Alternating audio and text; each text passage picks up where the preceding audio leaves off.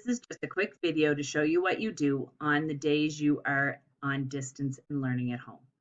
Log into Teams and you're going to see all kinds of different icons and log into each of those classes.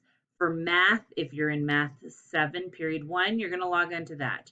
You're going to find that class, and once you log in, so this is just an example, what I want you to do is I want you to go up to the top tabs and I want you to look for the Fill Attendance. You're going to click on that tab and a form is going to come up. Fill out the form with your first name, your last name, which class period it is, and if you have any questions. If you have any questions, click yes and type the question and the best way to contact you. If you have no questions, click no and hit submit. Once you've taken the attendance, you're going to go back up to the top and look for the Assignments tab. In the Assignments, there's going to be something posted.